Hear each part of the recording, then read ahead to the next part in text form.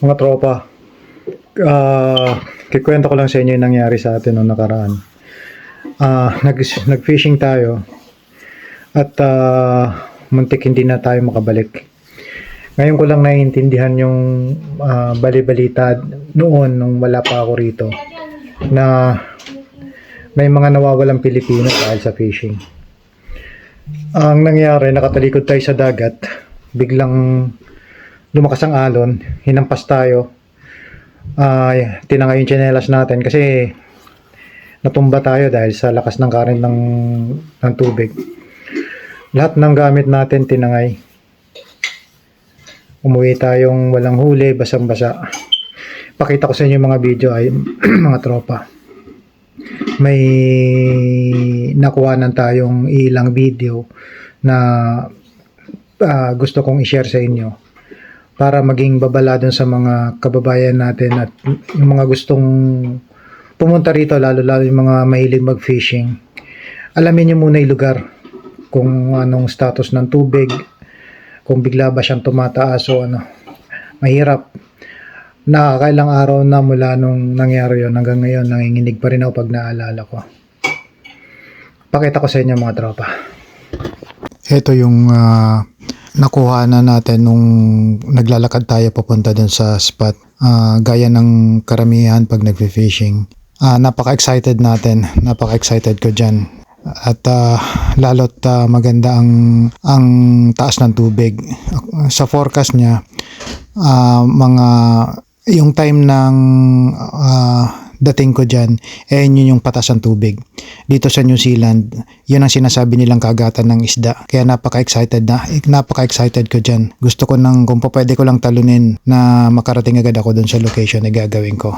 At eto nga, pagdating natin dun sa location, dali-dali tayo nag-setup. May napansin ako dun sa inabutan kong grupo. May dalawang grupong nagfi-fishing na. Lahat sila nakatago sa likod ng puno. So nagtataka ako, hindi ako pumunta doon talaga sa gilid ng dagat. Nung adyang magkakas na tayo, nilapitan tayo ng isang grupo doon, sinabihan tayo na mag-iingat dahil nga malakas ang hangin. Ayan, kung makikita nyo, talagang nanggagalit yung alon sa lakas. Tsaka para talagang pag nahatak ka niya, talagang di ka niya bibitawan. Diyan sa mga oras na yan, iniisip ko na mag-pack up na. Nga lang sabi ko sa sarili ko, kahit isa lang, para may pambawi naman. Kaya nagstay pa tayo ng ilang minuto. Diyan kung makikita nyo, yung kabilang grupo, halos hindi na sila nagfi-fishing, nanonood na lang sila ng paghupa ng dagat. At sinasabi pa ng isa sa kanila na maya-maya, wala na yan, tahimik na yan. Kinakabahan na tayo sa mga time na yan dahil first time ko makakita na yung mga troso, yung mga putol na kahoy, as in buong puno, dinadala ng alon. Diyan sa Pangpang, napansin ko marami mga puno diyan na naka-file, naka-stack. Nga lang bawat paghampas ng malakas na alon, tinatangay sila papunta sa gitna. At ang napansin ko, palakas ang hampas ng tubig. At sakto naman na pagtalikod natin, biglang migay ng napakalakas na at mataas na alon, pati yung mga gamit natin na sinabit natin sa puno ay tinangay. Nung natumba tayo, buti nakakapit tayo dun sa damo. At dito na nga nagdesisyon tayong bumalik na at mag-pack up. Hindi na natin binalikan yung mga gamit natin na naiwan at natangay ng tubig. Sa isip natin ay mas importante na ligtas tayo. At may kinausap tayo na mga Pilipino rin na nagfi-fishing doon na naiwan na mag-iingat sila at lalo may kasama silang bata. Na nga mga tropa, hindi maganda para sa fishing. Napakalakas ng hangin, napakalakas ng alon, delikado.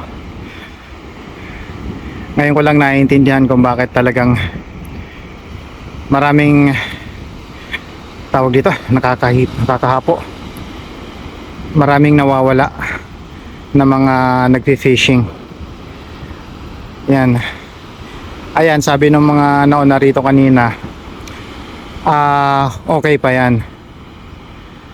May mas malakas pa dyan. Ang alon daw ay maabot dyan sa may gilid. Dyan sa may gilid na yan. Punong-puno yan ng tubig. Ngayon, ginawa natin, hindi na tayo sumugal, mahirap.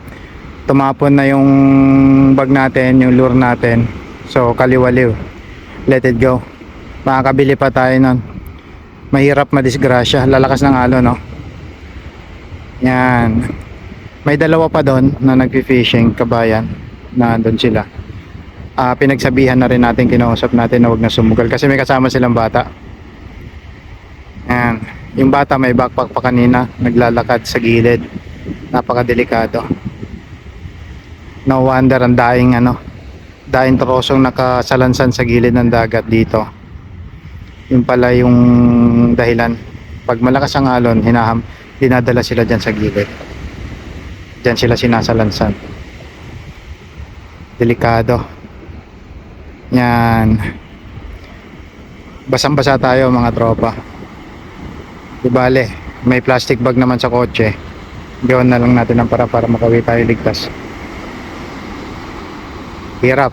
Mga bagay na natutunan ko sa experience ko na to na dapat mag-ingat at pahalagaan ang buhay dahil nag-iisa lang ang buhay. Ang fishing na andyan lang. Pag nakaramdam tayo ng hindi ligtas para sa atin, mas mainam na ipagpaliban o pack up. Mas mainam pag ligtas at kahit sabihin nating walang ganong huli, at least ligtas at walang nasaktan. Mga tropa, mag-ingat kayo at laging pakiramdaman ng lagay ng panahon. Wag padalos-dalos, lalo't pabago-bago ang panahon dito. Bye mga tropa.